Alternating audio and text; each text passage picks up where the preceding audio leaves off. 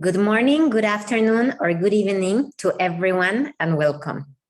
Out on a few logistical aspects of our Zoom meeting today.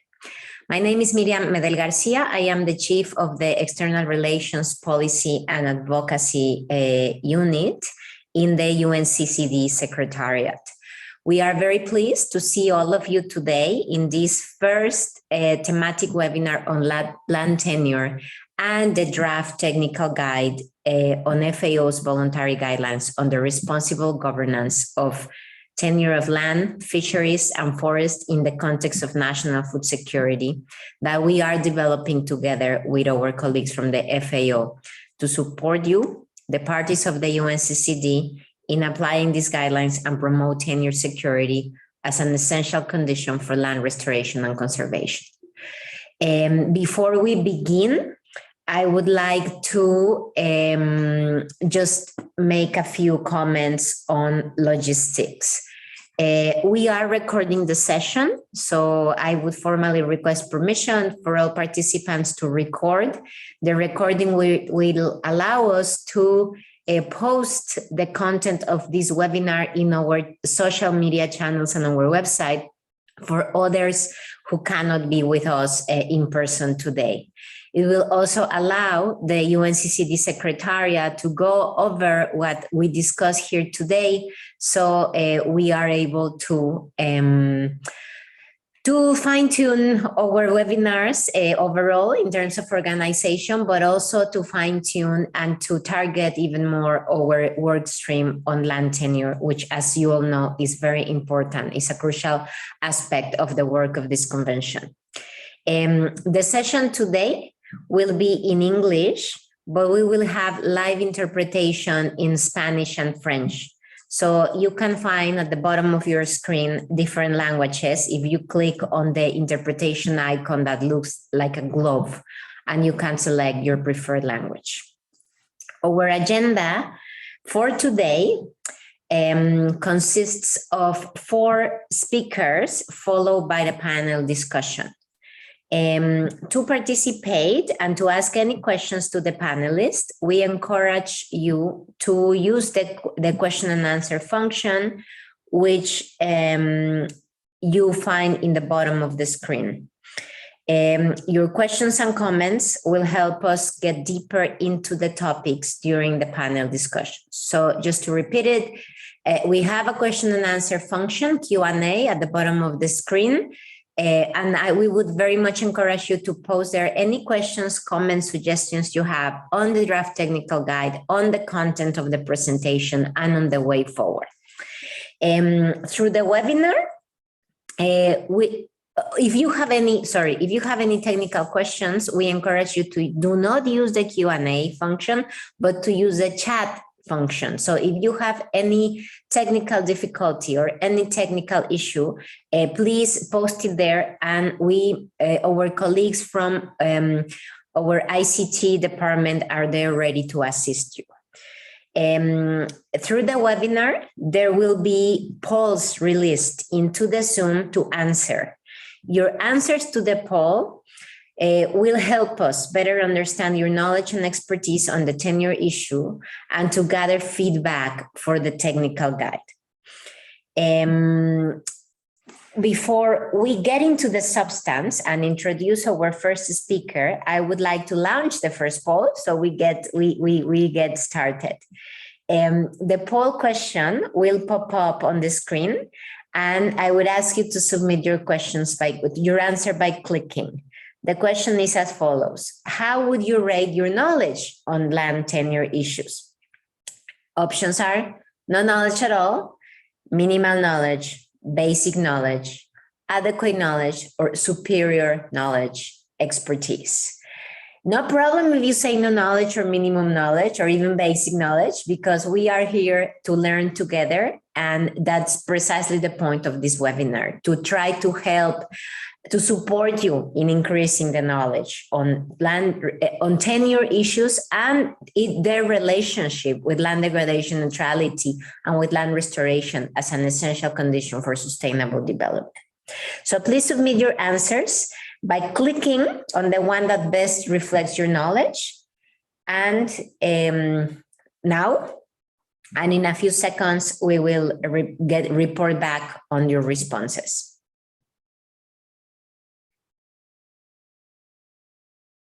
So we are receiving some answers now. We have 56 participants. We are happy about that number.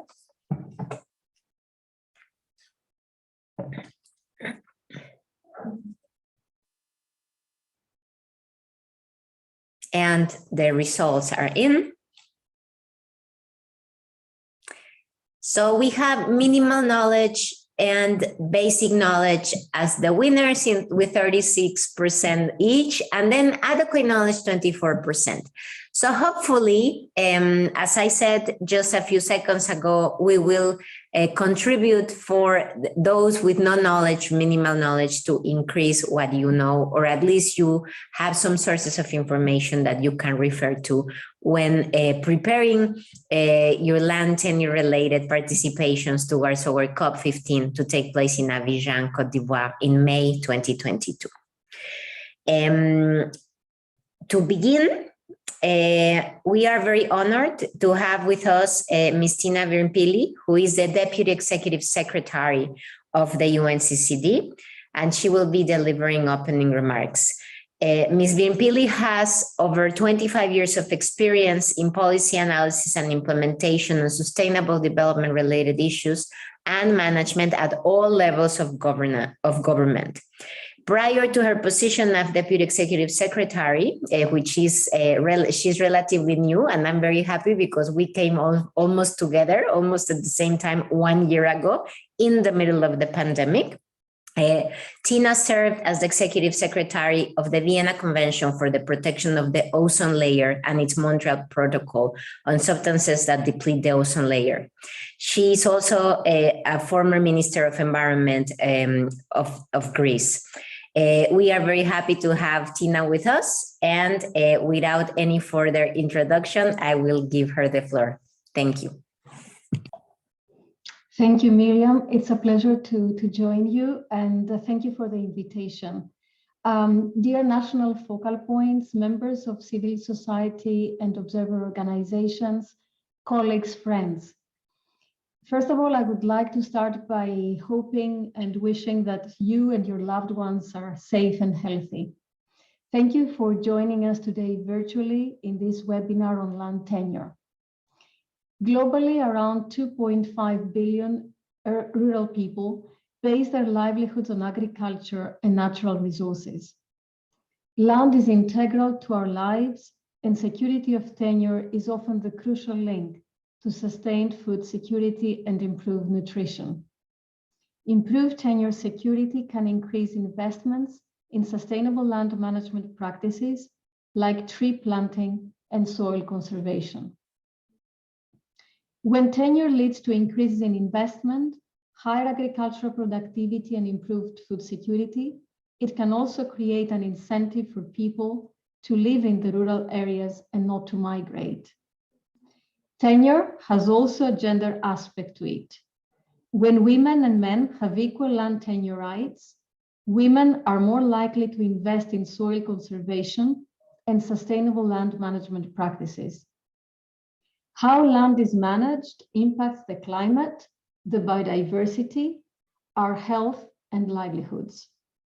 Therefore, when we speak about land, we cannot overlook its governance and the rights of the people who care for and work for it. With tenure security, farmers don't have to fear that their land can be unjustly taken or exploited. They are more motivated to invest in regenerative practices to ensure its long-term health and productivity. With wide support from civil society organizations, parties to the UNCCD adopted a landmark decision back at COP14, acknowledging the importance of addressing tenure in the context of our convention. This decision recognizes the importance of promoting equal tenure rights and access to land for all. It encourages parties to follow the Food and Agriculture Organization's Voluntary Guidelines on the responsible governance of tenure of land, fisheries, and forests, and it requests our Secretariat to produce a technical guide on how to integrate these guidelines into voluntary targets within the framework of the land degradation neutrality. We have worked closely with our colleagues at FAO, and we are very thankful to them and other partners to deliver on this request and to respond to the elements highlighted by the parties in our COP decision. These include the legal recognition of equal use and ownership rights of land for women, providing effective, timely, and affordable access to justice, promoting equal tenure rights and access to land for all, in particular for marginal and vulnerable groups. Today, my colleagues will be presenting the draft technical guide to you during this webinar. For us at the UNCCD Secretariat, our core mandate is to assist countries in implementing actions to combat desertification, land degradation, and drought promptly and effectively. Land tenure is a vital part of this equation, and we understand that the circumstances for action vary from country to country, or even across communities within the country. I would like to encourage you all to comment and question the contents of the draft technical guide. Your inputs will be invaluable to us to ensure that it's relevant and practical for you.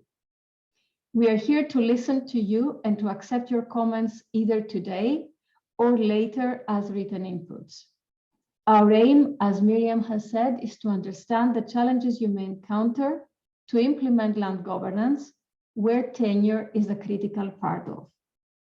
The outcomes of this consultation will contribute to the final version of the technical guide, which will be presented for the consideration of the parties at our 15th conference in Abidjan in May 2022. It will be an important first step into our collective understanding on addressing the issue of land tenure as an essential element towards sustainable land management and land restoration. I thank you very much for engaging in this process. Thank you very much, Tina, for those remarks, for motivating us to work intensely in the next hour and a half and in the path towards Abidjan.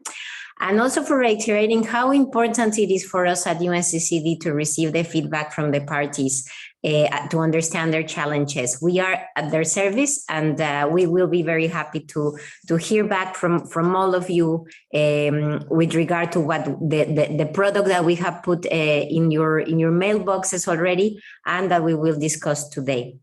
Before we move on to our next speaker, we will be launching our second poll, which you will be seeing in your screen momentarily. The question is, how familiar are you with the UNCCD Decision 26 COP14 on land tenure? Options: very familiar, I was negotiating this decision at COP14. Somewhat familiar, I have heard of this decision, or not familiar at all, I have never heard of this decision before. So you have three options. Again, this is to understand who is with us here today, how familiar you are with the guiding decision with respect to tenure. So responses are coming in from all our participants. We have 64 participants, which is a very good number. And we aim to reach more national focal points through the recordings of this webinar.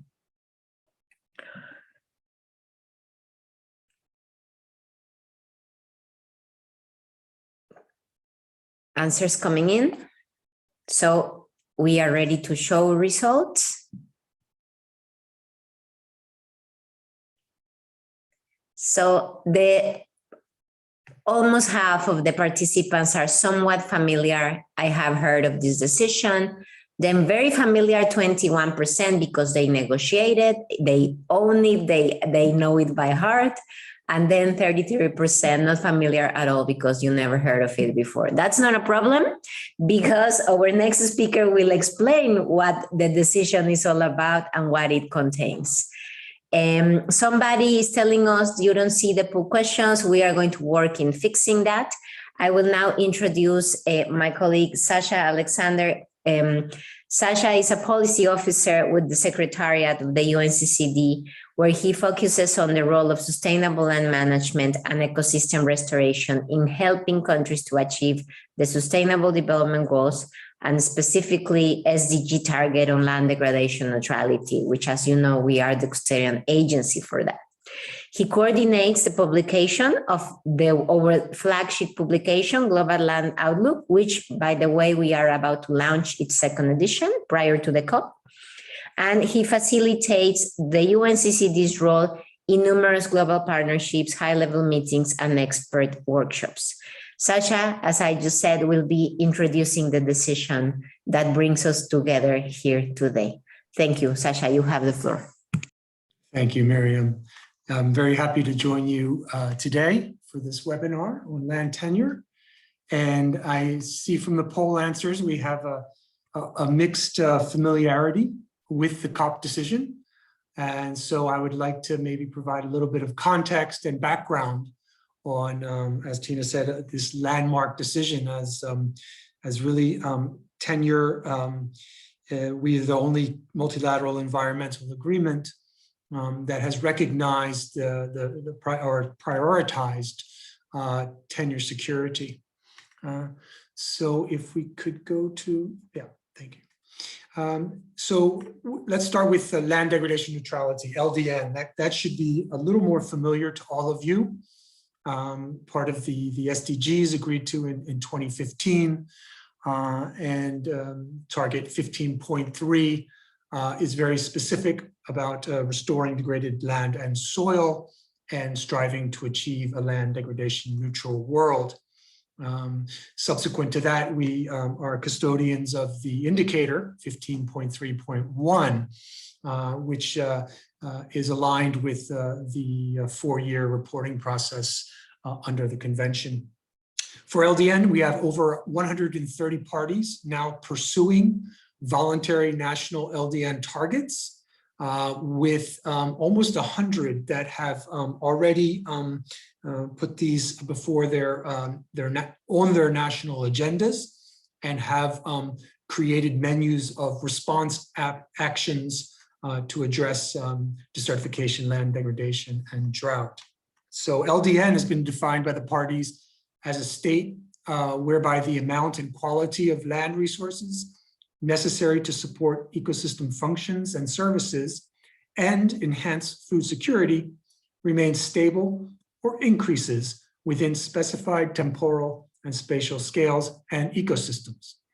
In other words, we do not lose our precious land resources. Rather, we replenish and regenerate our soil, water, and biodiversity. The rationale for bringing land tenure into the discussion and linking it to LDN is grounded in the evidence.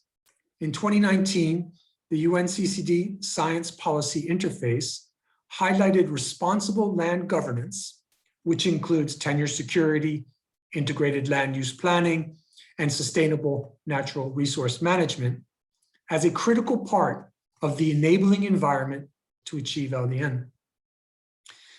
LDN solutions start with the people, those who care for and work the land. Their rights to access and control the land are defined by their relationships to each other and to institutions.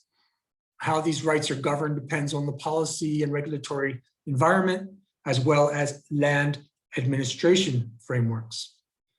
Responsible land governance and tenure security is one element of the LDN enabling environment. With awareness raising, capacity building, investments, incentives, countries can make great strides to achieve LDN. Next, please. Building on the SPI report and with strong support from civil society at COP14 in India, the parties adopted Decision 26 on land tenure.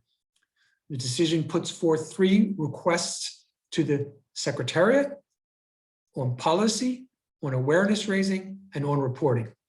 Today we'll focus on the policy element and the request to produce a technical guide on how to integrate the Voluntary Guidelines on Governance of Tenure, VGGT, into the convention and our efforts to achieve LDN. Next.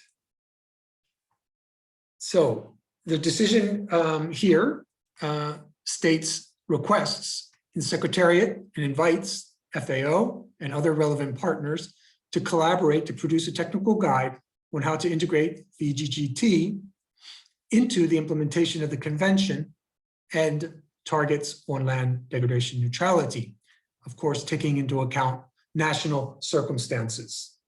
And then, as with the entire request to the Secretariat, these will be presented to COP15 for their consideration. Next. Okay. So what will this mean in practice? The technical guide aims to bridge a gap between two different frameworks of action. On the one side, we have LDN, we have the target setting process, and we're now moving into the transformative projects and programs. The UNCCD is now framing the land restoration agenda and working closely with many partners, supporting the SDGs, the UN Decade on Ecosystem Restoration.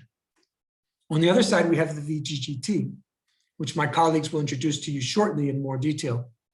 But in a nutshell, the voluntary guidelines are the only international framework on responsible governance of tenure. They were drafted by over 1,000 stakeholders from all regions of the world and negotiated by governments, civil society, and private sector representatives. Now, the question we're tackling with the technical guide is, how can we bring these two frameworks together, the LDN and then the VGGT principles? What are the concrete actions that we can do to improve tenure security, especially for the most vulnerable and marginalized groups? The process of developing this technical guide, and that's good. The process of developing this technical guide started in 2019, right after COP14. We have worked closely with FAO, and the draft that we will be presenting and that you have in your inboxes, again, will go to COP15 for their consideration in May 2022 in Abidjan, Côte d'Ivoire. It's a product of a consultative process. It builds on the review of literature and case studies, as well as a series of multi-stakeholder e-consultations, where we're able to receive inputs from different actors for the content of the guide. We've done a fairly intensive internal review and are currently conducting external reviews with experts from different sectors and fields, such as LDN, gender, finance, and on-the-ground implementation. Now, this consultation with the parties, with the CSO, and the observers, we very much want to hear your thoughts on this guide and to learn from your experience in terms of tenure and the nexus with the implementation of the convention at the national level. This will help us enrich the technical guide. Next, last slide. Yeah. So we want to encourage all of you to submit your written contributions. We have prepared a template for you, which you will find as well in the email, and it contains some guiding questions should you wish to use those. Knowing that the COP is approaching very fast, we ask you to please send your contributions to us by December 23rd. And of course, if you have any questions at any time, please do not hesitate to contact us. Thank you. Thank you very much, Sasha, for putting the big picture as in the framework of this conversation, for putting us all in context, and for bringing it also back to the core of this convention, which is the promotion of the combat against desertification, land degradation, and drought. And also for requesting parties to and stakeholders to comment. The guide is for all of you, and we really want to make it as practical, as accessible, as adequate for the work that you do back in your national context. Before we move on to our next speaker, I will be launching another poll. Two actually. The first one is, how would you rate your knowledge on the voluntary guidelines on the responsible governance of tenure? Same questions as before: no knowledge, minimal knowledge, basic knowledge, adequate knowledge, superior knowledge, or expertise. So the question is, how do you rate your knowledge on the VGGT, which we are trying to translate into a technical guide that is practical for all of you. Questions, please click single choice, no knowledge, minimal knowledge, basic knowledge, adequate knowledge, or superior knowledge expertise. Answers are coming in. We have 66 participants right now. So just bear with us for 1 second.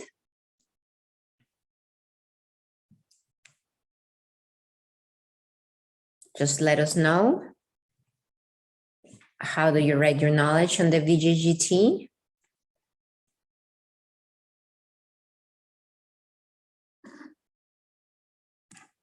And the answers are in. So no knowledge, 18%, minimal knowledge, 39%, basic knowledge, 24%, adequate knowledge, 18%, and nobody claimed to have superior knowledge. We hope again to help increase your basis of information on these concepts through this webinar. The next question is, how would you rate your knowledge on the linkages between land tenure and land degradation neutrality, which is really the core of our conversation? Again, same questions: no knowledge, minimal knowledge, basic knowledge, adequate knowledge, superior knowledge, expertise. So how would you rate your knowledge on the linkages between land tenure and land degradation neutrality? And the questions are coming in. We have one more participant, somebody that just joined. We have 67 participants. So we are ready to receive your answers. Just click. We are not rating you. We don't know who you are. We just want to assess the collective knowledge that we have here. So we will show the answers. So it's similar to the previous one. So with no knowledge, 7%, minimal knowledge, 27%, and then basic and adequate knowledge being the most, with basic 41% and adequate 24%. We hope the next speaker will help address this, and the participants who said minimal knowledge will probably go 1 or 2 categories forward. So I would like to, and our next speaker, as I said, would be introducing the key tenure concepts as well as the voluntary guidelines, and he will explain the interlinkages. Dr. Unruh is a professor of the Department of Geography at McGill University in Montreal. He has over 25 years experience in developing and implementing research, policy, and practice on land and property rights in the Middle East, Latin America, Africa, and Asia, and he has published widely on these topics. He has worked with a variety of multilateral and bilateral donors and NGOs, as well as with country governments. And we are very privileged to count with his support and his background in this tenure process as a consultant to the UNCCD Secretariat. So without any further introduction, I give the floor to Professor Unruh. Thank you very much. Thank you, Miriam. Welcome, everyone. We're delighted that you're able to join us today. What we thought we'd do is provide a little bit of background with regard to the voluntary guidelines and how the voluntary guidelines intersects with land degradation neutrality. So we'll go over just some basic ideas and some terms and concepts as we move forward. As Sasha indicated, the voluntary guidelines are the only international agreement on the responsible governance of tenure. There was a very wide consultation and negotiation phase that went into the production of the voluntary guidelines. It was ultimately adopted in 2012 by the Second Committee of the UN General Assembly and then endorsed by the Committee on World Food Security.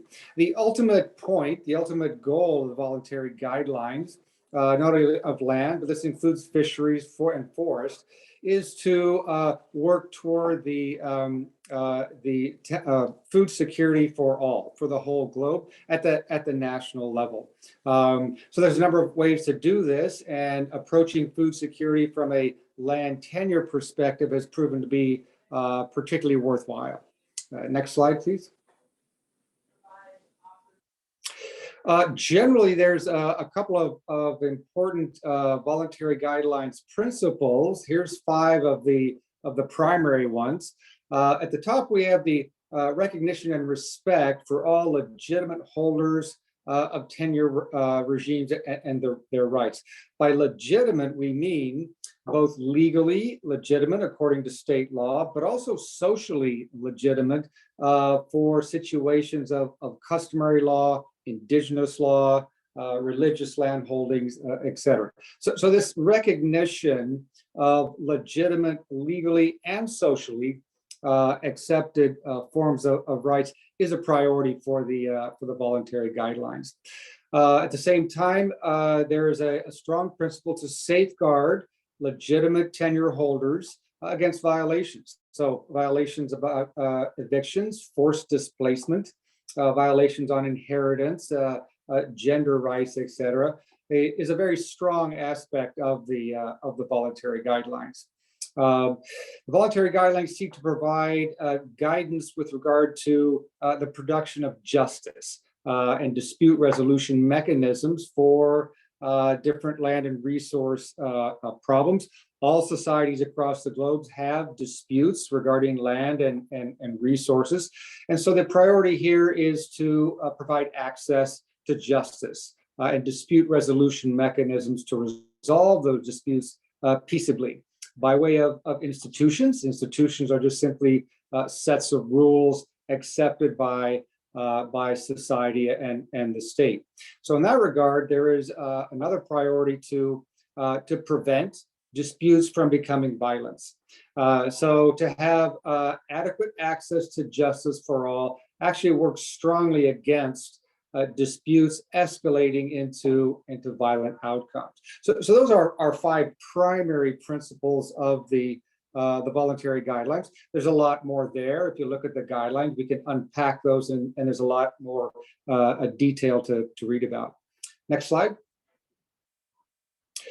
Let's go over some key terminology so that we're in kind of broad agreement about what they mean. So the terminologies reflect the definitions of a couple of really important concepts to the voluntary guidelines. At the top, we have, of course, have land tenure. What do we mean by land tenure? We can think of these very broadly as the relationships between people about land. So these relationships are, of course, involving the state regarding law and the different ministries, etc. But they also have to deal with customary law, informal, unwritten forms of relationships. So both those relationships, those types of relationships, are regarded as very important to the definition of land tenure. So land tenure essentially defines how the rights are operated, how they're granted, how they're used, controlled, transferred, protected, along with the rights and responsibilities and constraints of the rights holders. Land rights themselves can be viewed as a bundle or a group of rights, much like a bundle of sticks. And in that bundle, of course, we can add, we can subtract, we can break in two, and we can put together all kinds of rights in different ways. And of course, we see across the world that the variation in rights and how they're combined and separated is very wide. This is a reason why the voluntary guideline seeks to tailor itself to in-country and specific situations as they occur. Next slide. Grab the next slide, please. Really important to our concepts and terminologies is this one here. This is land tenure security. So tenure security is a feeling of relative confidence that a landholder has in their ability to protect their claim against counterclaims, against evictions and confiscations, forced displacement. Are we really confident that we can protect that claim? If so, we can invest in our land. We seek to have that land be productive over the long term, and we will not degrade it so that it can be productive over the long term. If, however, our feeling is that we're not secure in our land holdings, that someone can easily take it away, then the idea is among the user is usually to extract as much as possible out of that land before it gets taken away. That process of quick and extraction then, of course, leads to severe land degradation. So that's why land tenure security is quite important. This idea of tenure security doesn't exist as a yes or a no, an on or an off. It exists over a very broad continuum from low feelings of tenure security all the way up to high feelings of tenure security, and then everything in between. So everybody in the world pretty much resides somewhere along that continuum of low to high. And of course, what the voluntary guidelines seek to do is move people up toward the higher end of that continuum toward increased land tenure security. Next slide. A couple of more important concepts. Legitimate tenure rights. The voluntary guidelines use this word repeatedly, legitimate. And again, what we mean here are what is legally legitimate and socially legitimate. So we can imagine, of course, there may be some contradictions there. What can be socially legitimate among a group operating under customary or indigenous or traditional land rights may not completely agree with the statutory laws and regulations and procedures. And so it's important to reconcile those contradictions. The priority here with legitimacy is that the land rights be respected and engaged with in a non-discriminatory way with a focus on the vulnerable populations. So we do see many variations across the world. They can be hybridized, brought together. Some areas belong to customary, other areas belong to statutory. But the voluntary guidelines really pursues reconciliation and a broad respect among all legitimate forms of landholding. Land governance then is broadly thought of as management of the rules and regulations by governing bodies. Governing bodies would include parliaments, ministries, land agencies, courts, and municipalities, but they would also include the leadership of customary groups as well. So we view all of those as forms of land governance, including how they interact with each other. So this land governance plays a primary role in the socio-cultural and economic frameworks within which land rights are managed. Next slide. Let's review very quickly the types of tenure. As we mentioned before, legitimacy and respect for the different types of tenure is a priority for the voluntary guidelines. Very broadly, I think most of us know of two of the largest ones. On the one hand, we have statutory tenure. This is the tenure that the state produces and guides. So there's laws, there's ministries and policies. These things are often written down, widely agreed upon, and they can have various components or artifacts attached to them: titles, deeds, registries, demarcations, boundaries, etc. One advantage of this system is that it's slow to change and very predictable. That makes it very advantageous to investment in land. So an investor wants to see long-term predictability and not quick change in the land tenure system so that you can plan an investment over the long term. We also very much know that customary tenure is practiced widely in the world, often in the same countries and right next to statutory tenure. This kind of tenure, as we know, is usually informal. It's usually unwritten, undocumented. And it's based on what people are just normally doing in their everyday lives. So it's the de facto rules and norms that people pursue as they interact with land rights. We see that often customary tenure exists before statutory tenure. So there's always some interaction between statutory and customary tenure, either over time or over space, because they operate next to each other. An advantage of this form of land tenure is the opposite of statutory tenure. It can change very, very quickly. That's advantageous to people that live in very fluid, very quick changing environments. Those can be physical environments, drought, flood, earthquakes, etc., or it can be a socio-political environment, policy change, government change, etc. So being able to change a customary land rights rules quickly in such environments is seen as an advantage. And then we have land rights categories, right? So we can have the state, the public, private, and commons land, and we can find these categories attached to the different types of tenure. Customary tenure, of course, can prevail within and about state land, but also public, private, and commons land. And then we see statutory land tenure, of course, having each of these categories operating within it.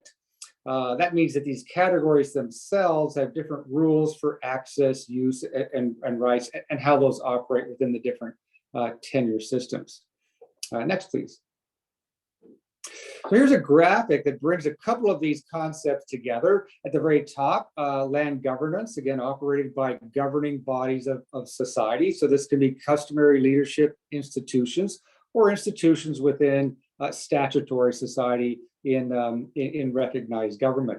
One of the things that is governed is land tenure, along with land use planning and land-based interventions.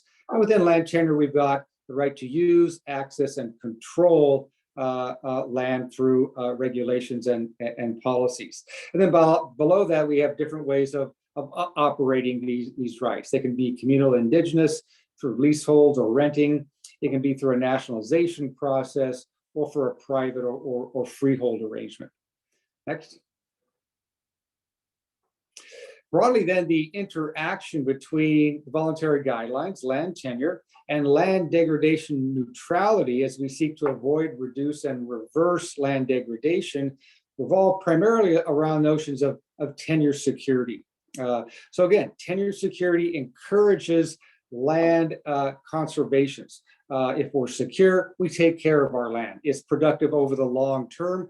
What we do not want is for land to be degraded, right? So we view it as ours, we're secure in our holding, and we do all sorts of innovations and investments in it so that it stays productive and viable over the long term.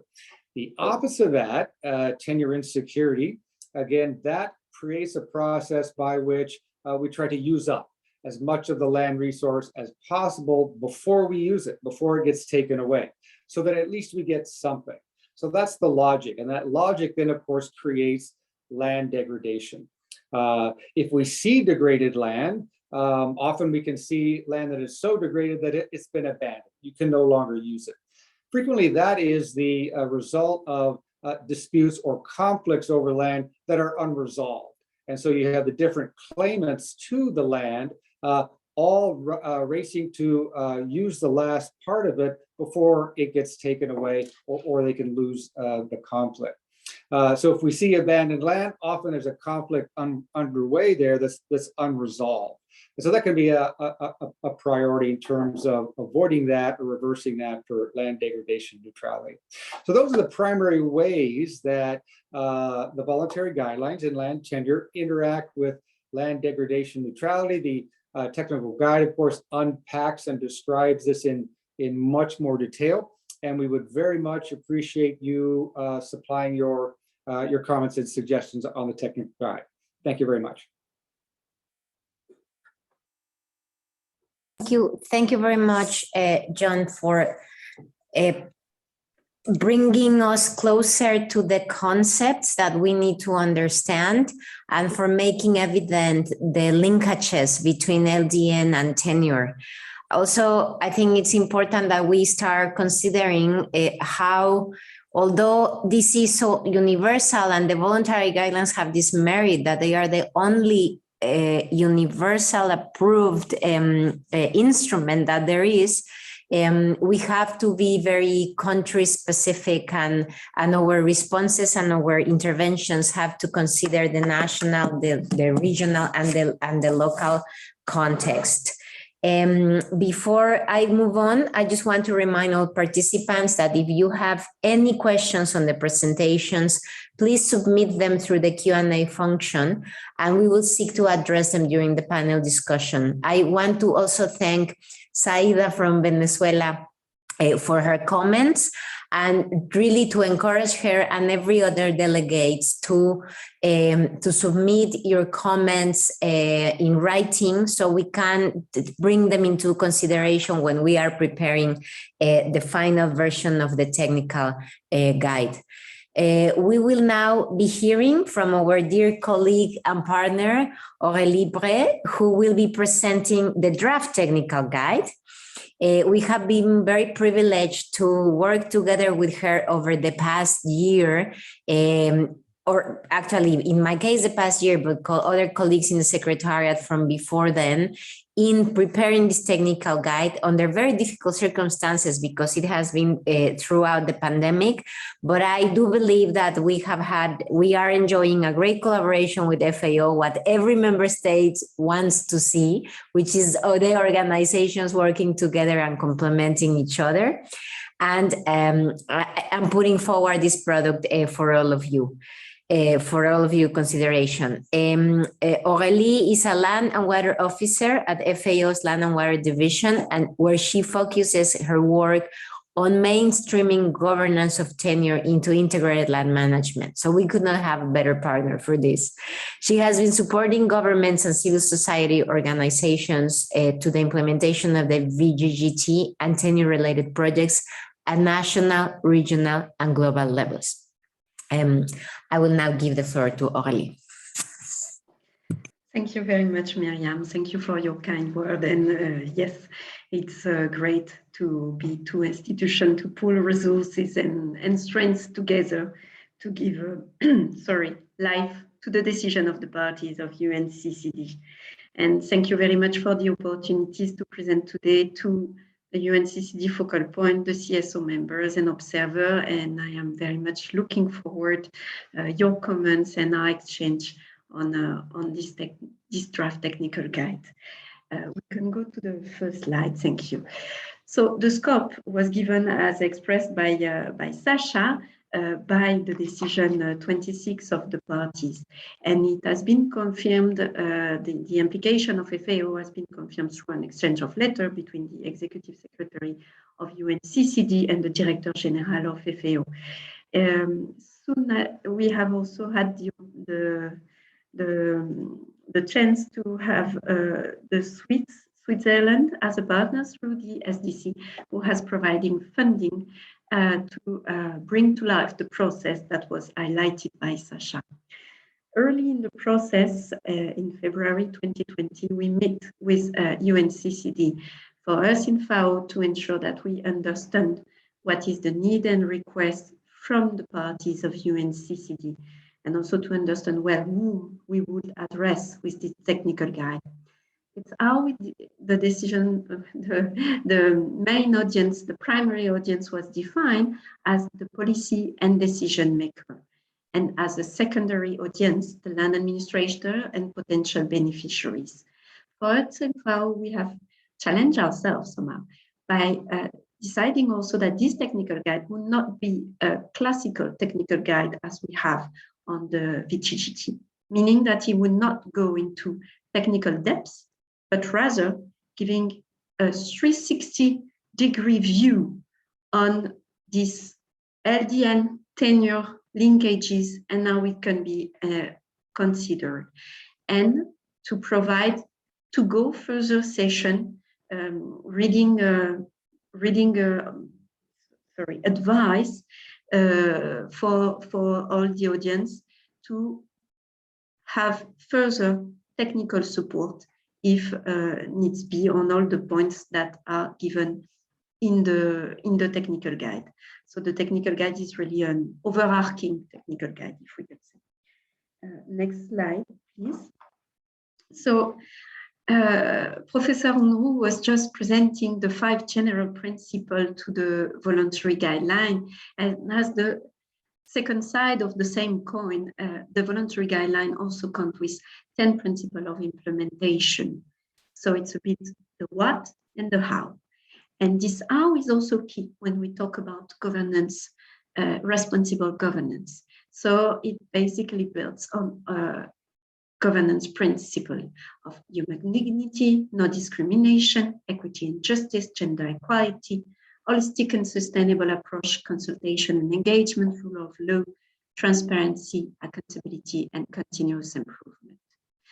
And as you will be going through the technical guide, you will see that those principles of implementation are actually embedded into what we suggest into the pathways or pathway approach. For instance, one specific pathway is about how to ensure women access and tenure rights security. Another one is about grievance and redress mechanism. We will about that very soon. And it's the question of access to justice, equity and justice. So next slide, please. So while at this beginning of this process, we pinpoint the challenges soon as having a huge need of flexibility. Tenure system, tenure challenges varies from country to country and varies within the same country. On top of it, land degradation drivers, whether direct or indirect, varies also within a country.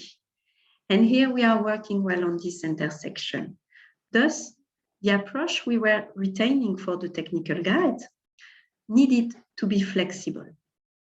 It also needed to build in what is the soul of the voluntary guidelines, is that they are voluntary.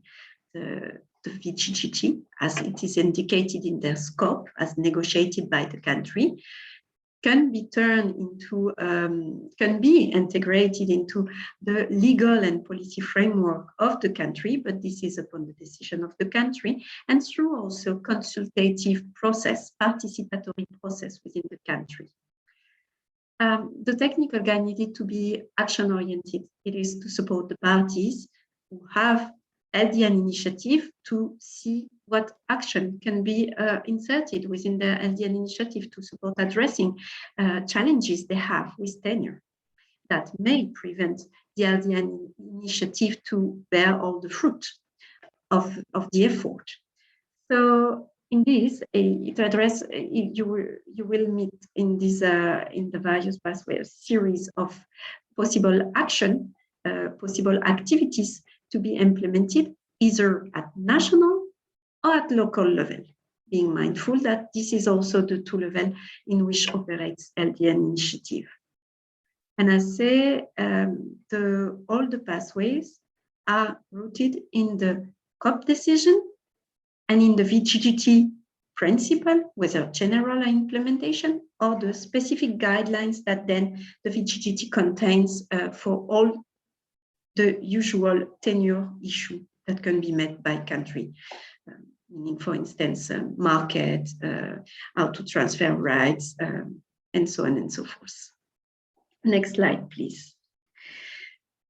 With this in mind, that have helped us to frame the pathway approach, we have focused on 9 pathways. So the first one is about policy and legal frameworks. It addresses one key element of the voluntary guideline, which is the recognition of legitimate tenure rights. It was presented by Professor Unruh. It's the first principle of the first general principle of the guidelines, and also to look in. It invites to look into the alignment between the legal and policy framework of tenure and the one of LDN to ensure that there is no contradiction between.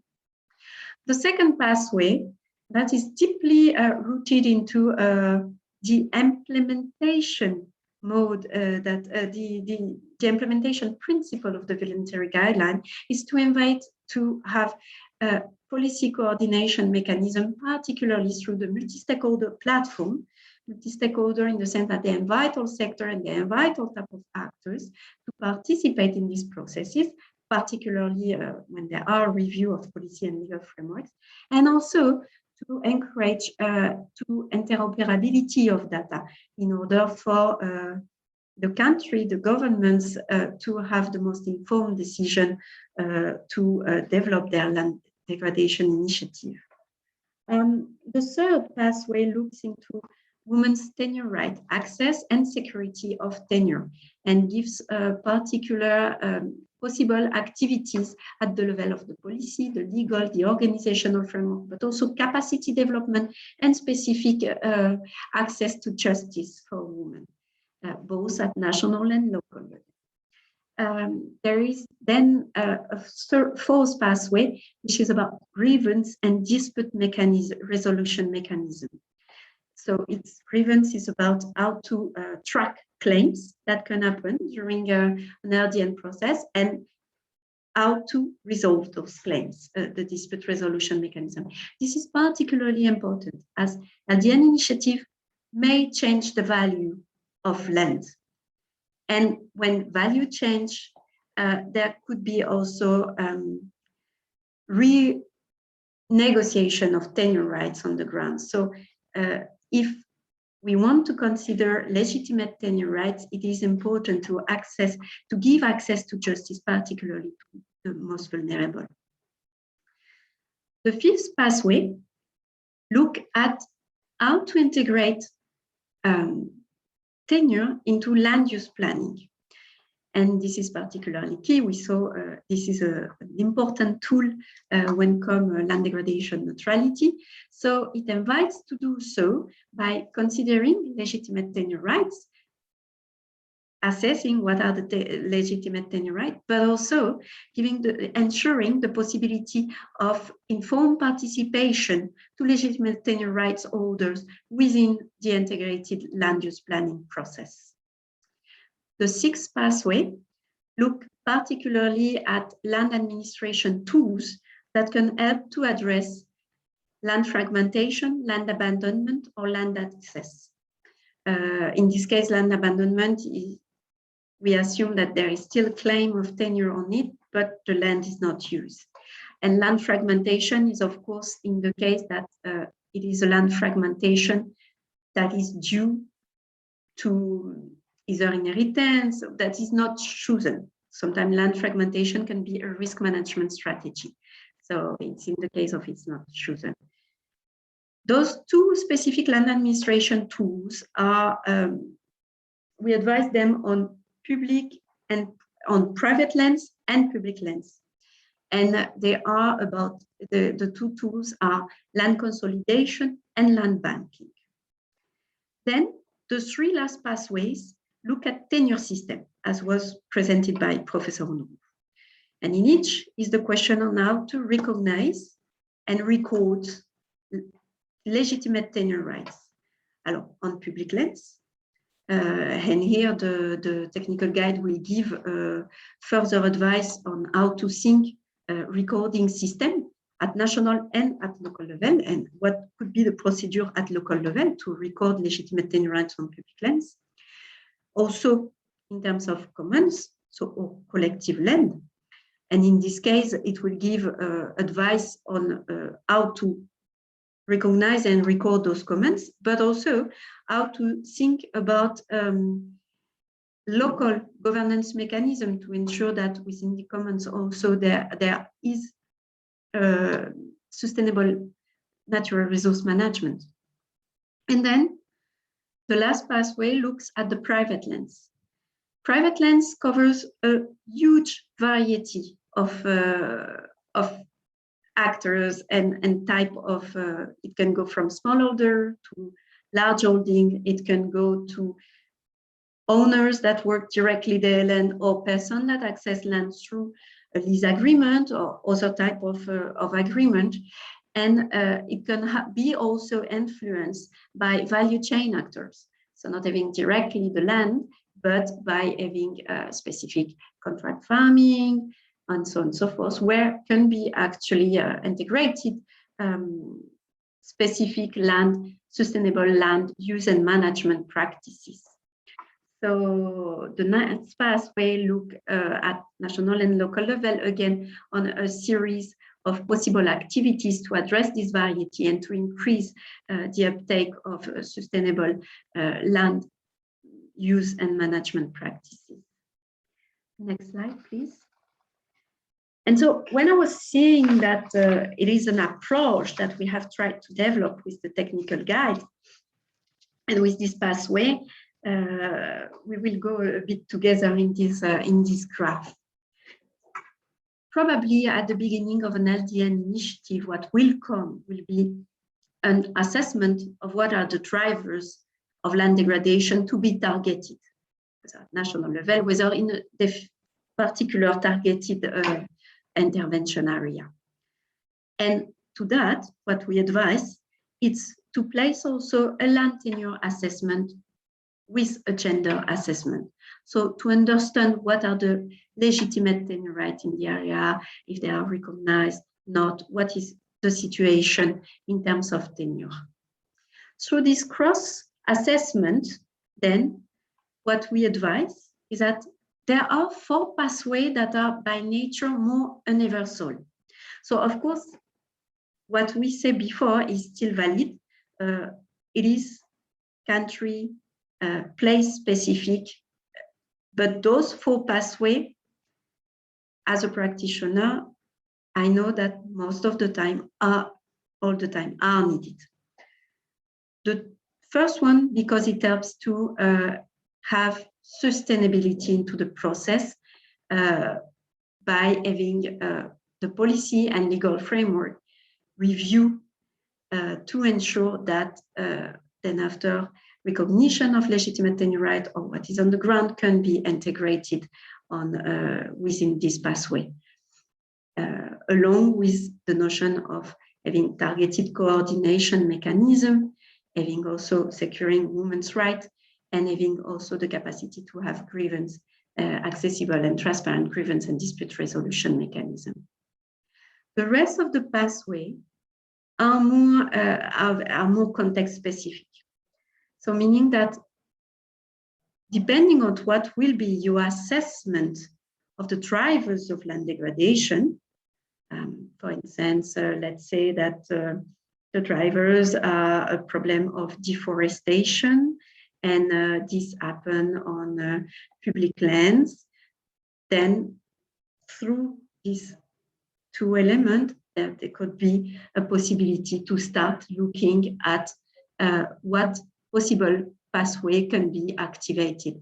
Maybe within the area, there are commons, there are indigenous people or local communities that would like actually to make recognition of collective lands. And that will be then the pathway 8 to be addressed.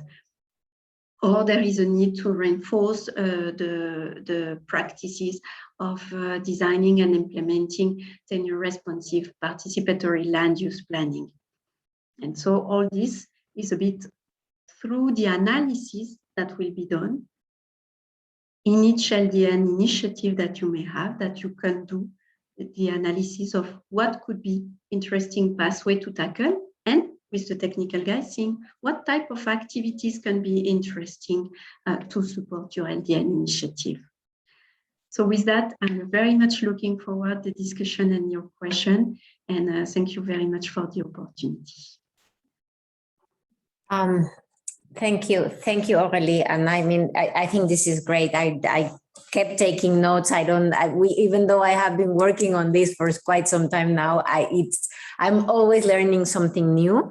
I would like to just point out for the national focal points to our here, the whole idea of the exercise and all the principles that encompass the exercise, which have to do with it being voluntary, action-oriented, multi-scaling approach, flexible, and really deeply rooted in the COP decision and the VGGT.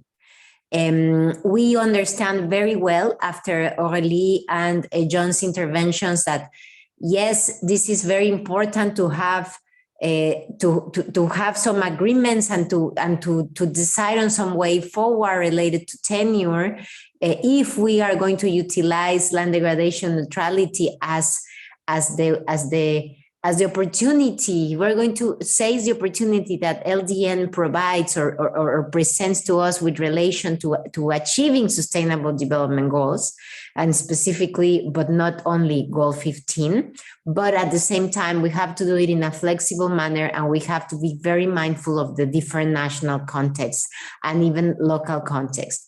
I thank Dominga, for example, for her contribution on how everything is interlinked, and the other two Rio Conventions, the implementation of the two other Rio Conventions has to also be taken into consideration.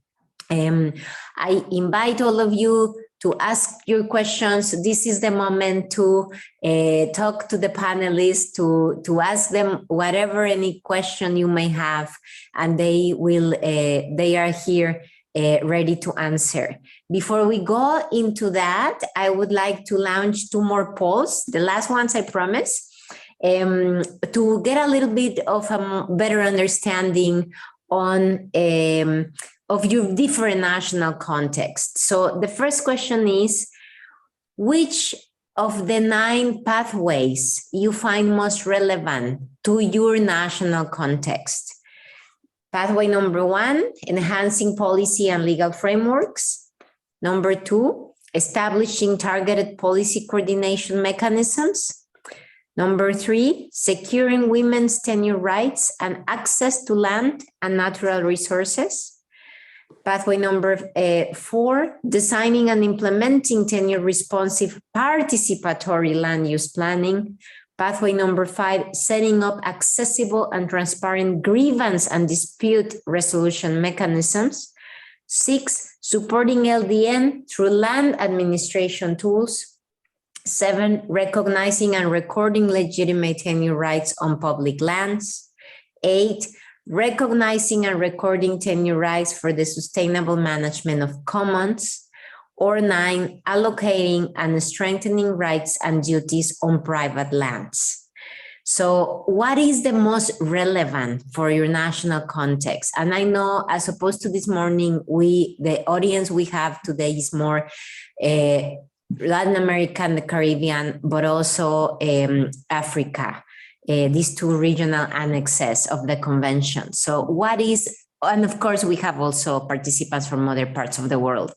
What is really the most relevant to your national context? And choose only one. You are only, I mean, you only have the choice of one. So answers are coming through, and we will see very soon what have you responded.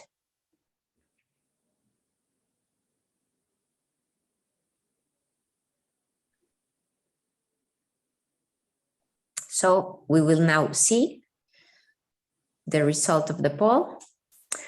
And this is actually quite interesting. And I will share with you that as opposed to the poll in the morning where all the paths had some sort of response. I don't know, we have responses on pathway 9.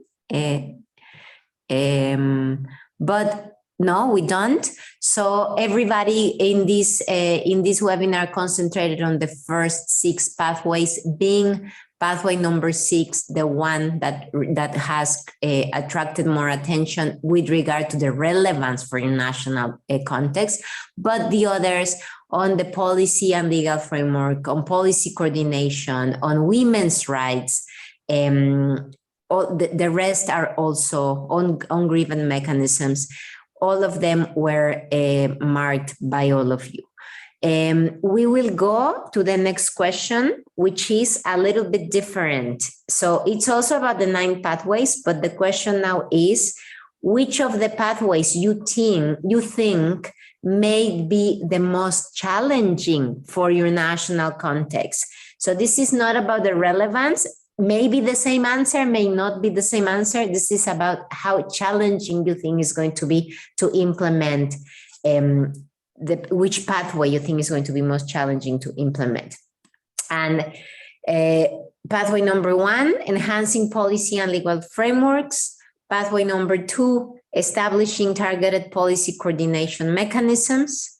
Pathway number 3, securing women's tenure rights and access to land and natural resources. 4, designing and implementing tenure responsive participatory land use planning. 5, setting up accessible and transparent grievance and dispute resolution mechanisms. Pathway 6, supporting LDN through land administration tools. Pathway 7, recognizing and recording legitimate tenure rights on public lands. Pathway number 8, recognizing and recording tenure rights for the sustainable management of commons. And number 9, allocating and strengthening rights and duties on private lands. So please click on the one you think will be most challenging for your national context. And the results are coming in. We are starting to see some answers, and we will share in a second.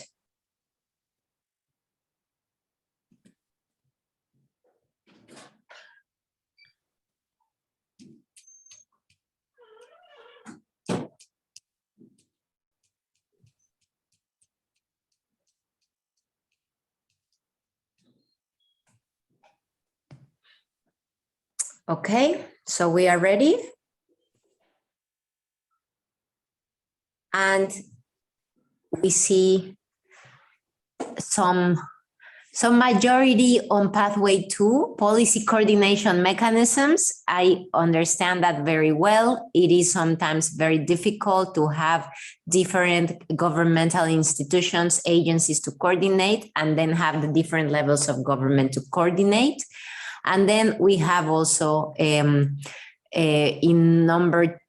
second place, a transparent grievance and dispute resolution mechanism, and the private land, strengthening rights and duties with regard to privately owned land. But all of them were clicked by some of you, so it will also be, I mean, this gives us some indication on where to, how to aim our target, how to refine our targets when we are preparing this documentation for you. We will now move on to the panel. I have a question for the that came for the panelists and for all of you, and I would like to ask you. Actually, I would like to ask you 2 questions. One is if you can provide from your different areas of expertise concrete examples on how the implementation of the VGGT has helped to achieve LDN or land restoration. So that would be question number 1. And question number 2, if you have one key message that you want the participants to this webinar to take with them, to take home with them, what would that message be? So I open the floor. I start with Aurélie. Thank you, Miriam. Example, I will take a first one from Western Africa, from Niger. Niger has been engaged into raising awareness, sharing the VGGT since 2014. And throughout the process, for instance, they have now reviewed their land policy in order to ensure also first more right to women, having access for women on their public land, and also to ensure sustainable land management of their land and to manage to reconcile the conflict between pastoralist and agriculture communities. So this is a concrete example of a process, a participatory process within the country. We also can see throughout the process that it takes time often when we tackle tenure. So depending a bit on at what level it is tackled. Maybe another example coming, which is being at the moment built, is in Ecuador, where the recent change of El Código Orgánico del Ambiente has foreseen that the Ministry of Environment would now be in charge of giving tenure security for a certain part of the population in protected area in order to ensure better management and protection of the protected area.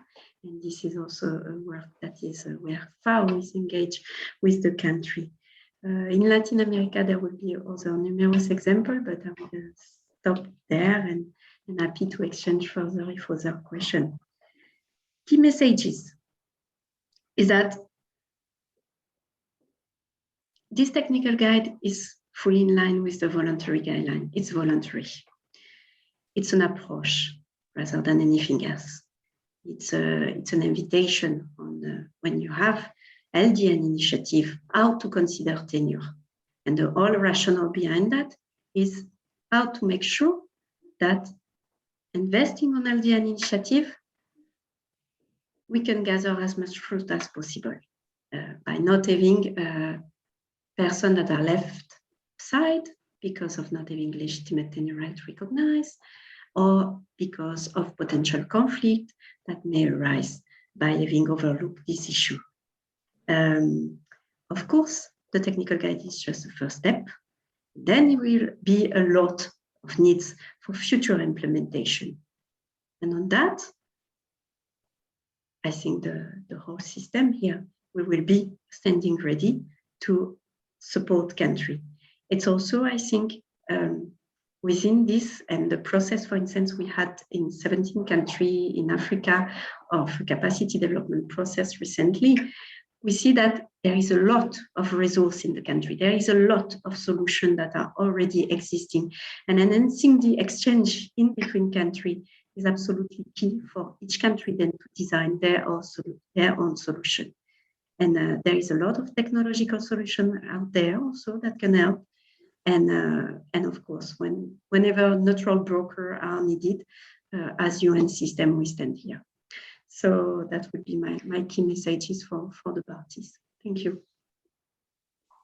Thank you, Aurélie. And before giving the floor to John, I would also like to just bring in this question and maybe see if you can also incorporate an answer to it on it when you respond. The question is coming from Anonymous and says, how do you establish a specific coordination mechanism when we all know there exist different regulatory institutions, scientific institutions, social institutions that have some that are related to land governance, but there is an overall disarticulation in their different field of action, in their different area of action. In Spanish, I would say, estamos hablando de muchísimos microesfuerzos macro descoordinados. So I just add this question that I think is very relevant, and I also would like to make reference to the comment. There was a comment by Nahid from the CSO panel on accountability from the governments to civil society organizations on what is it that we're doing with relation to land tenure security issues and how that affects the guidelines, the LDN, and the instruments that we have to move forward in a better, I would say, in a better and more secure governance system. So, John, you have the floor. Thank you. Maybe to touch on just all three of those questions a little bit, the example of Sierra Leone comes to mind. Sierra Leone is a case where the voluntary guidelines have very successfully been implemented. The voluntary guidelines had a very large role in the establishment of the new land laws in Sierra Leone.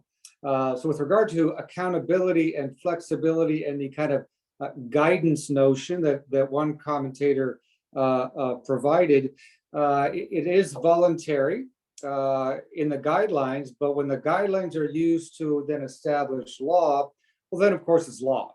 And so Sierra Leone was very forward thinking in that regard. As a way to avoid desertification or land degradation, Sierra Leone approached women's rights in terms of land tenure in an interesting way. They promoted it among communities as a way to expand economic opportunities. So the full realization of women's rights in land allowed to greater economic opportunity to be realized for the whole community. Those opportunities are, of course, long-term and reside on a need for land to be productive over the long term because women are now more secure in their land rights. And then we get at the security in land rights, providing and encouraging long-term productivity and conservation. In Sierra Leone, that allowed for more conservation practices to be put into place and even reverse some land degradation processes that were underway. Thanks. Thank you very much. Very interesting examples. Sasha? Okay, I'll start with the key message. There is a very wide continuum of legitimate land rights, resource rights, arrangements. And so I would make sure that that is something that we make available, all the different modalities by which tenure can be improved, can be made more secure for our parties. So that would be my key message. I'll take the case study and the coordination mechanism together with, and we would invite you to submit your case studies as well. I don't know if that's something that we've said enough, but we tried to include some case studies in the technical guide to illustrate some of the pathways, but we always would welcome more. And I think we could have a more robust set of best practices that would help other countries. So a very good knowledge sharing tool, I think, would be something in the future. And then in terms of the case study I'm thinking of would be in the Senegal River Basin.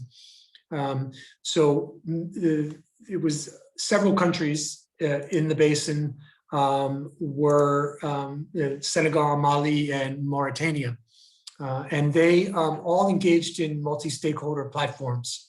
And I realize there's a lot of silos out there, a lot of segmentation, but these platforms range from, at the local level all the way up to the national level. And they were very useful. They were able to, in some cases, align with new agricultural land laws. They were able to issue certificates. Again, on the continuum of legitimate tenure rights, there's something, a customary certificate, for example. And these all gave the local communities the ability to access credit, to access more services, and in turn, improve their land management. And then finally, with regards to this, it developed into a regional platform where there are now transboundary governance arrangements among the three countries in this river basin. So thank you very much. Thank you, Sasha.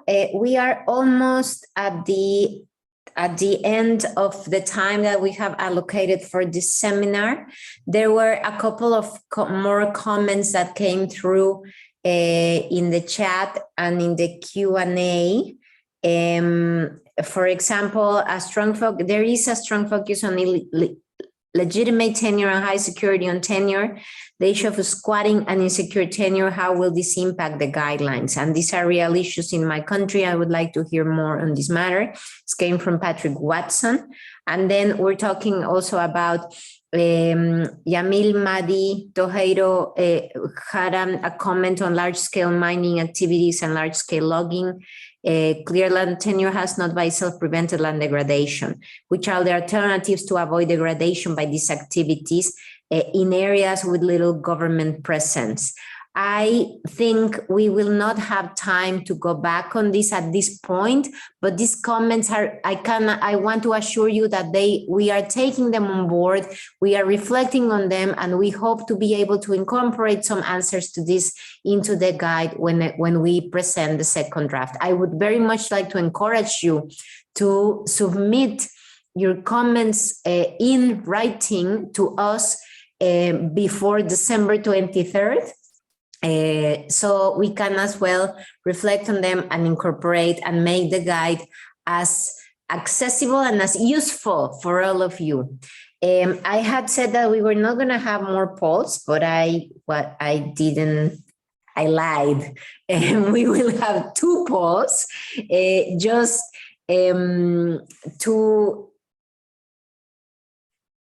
just to close, for us to have some rounding information and some closing information on the usefulness of this webinar. So the question will launch, will pop up in your screen, as you now are used to. And the question is, after this webinar, how would you rate your knowledge on land tenure issues? That's not the question that I'm seeing. Okay, it doesn't matter. We will ask, how would you rate your knowledge on the linkages between land tenure and land degradation neutrality? After the session, after all that you have heard. How would you rate your knowledge on the linkages between land tenure and land degradation neutrality? No knowledge, minimal knowledge, basic knowledge, adequate knowledge, or superior knowledge expertise?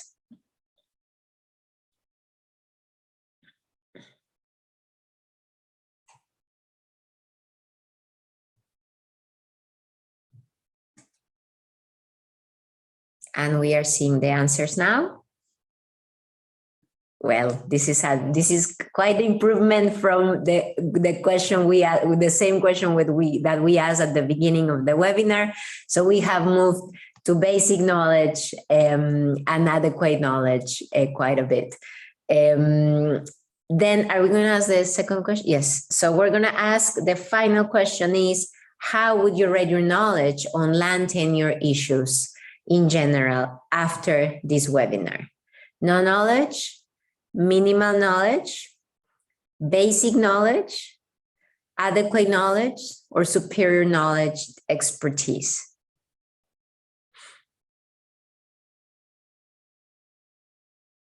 So after the webinar, how would you rate your knowledge on land tenure issues?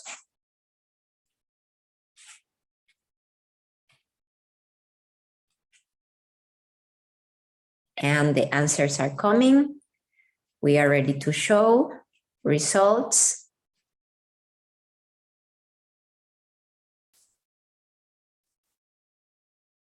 And again, we have some improvement. Of course, there is still basic minimal knowledge, but now we have some basic knowledge and adequate knowledge with better ratings. With this, I simply would like to thank you. I want to thank our panelists. I want to thank our Deputy Executive Secretary, who also was here with us, supporting us. I want to thank the team at UNCCD, for everybody who made this webinar possible, from the polls to the note-taking, to the technical arrangements and the preparation of the substantive topics, the interpreters as well. And most of all, I want to thank all of you, all the participants, for your engagement. I think we are I think we can be proud that at a point we had 67 participants. I think that was the largest number, but to be 5:30 here in Bonn and continue to have 59 participants, I think we can call that a success. I very much would like to encourage you to engage with us. We will share with you the presentation, the PowerPoint presentation, as well as the link of the webinar. So if you have any colleagues or any other stakeholder who is interested in the topic going towards the COP, towards COP15 in Abidjan, please share with them, and please keep engaged, keep keep in communication with us so we can move ahead with this and with other relevant topics. Finally, one announcement, actually two announcements. The first one is we have our extraordinary session of the COP from the 6th to the 9th of December to approve the budget. Those countries who have not registered, please, national focal points. There has been yesterday, the Bureau met, the COP Bureau met and decided to lift a little bit this requirement to have a credential signed by your Foreign Affairs Ministry. Now you can register and participate with a letter signed by the national focal point. So we would very much appreciate that you follow up with Jose Miguel in the case of Latin America, with Sheikh Touré, and with my other colleagues, my other regional liaison officers, to be able to register so we can have the quorum for the extraordinary session to take place. It is about the operationability of the convention and the Secretariat as of January 1st, 2022. We do need the parties to approve a provisional budget. So please follow up with the RLO, and I'm sure the RLO will also follow up with you in the next hours. And the final question is just a request. We will ask for you to provide, there will be a final survey when we close to rate the webinar. If you could help us filling it, it will really mean a lot to us, so we can fine tune our products and our service to you. I thank you. I thank you all, and I wish you a great rest of your day or evening wherever you are. Hold on, there's a question. Could you confirm that a national focal point is enough? Yes, Ana Luis, I can confirm that now. This was the decision that the Bureau made as of yesterday. So we are in the process of organizing ourselves to notify all of you formally, but I can now confirm, and I hope and I encourage all of you to be there, to participate, to register for this COP, extraordinary COP from December 6th to the 9th. There's no formal meeting, it's silent procedure, but the session will be open and will be closed. So thank you, have a nice evening, have a nice day, and I hope to see you all very soon. Miriam, there's a hand raised on the attendees, so Stefan is asking the floor. There's a hand raised, I cannot see. May I allow him to talk? Yes, also, yes, okay. please. Stefan, please activate your microphone and you have the floor.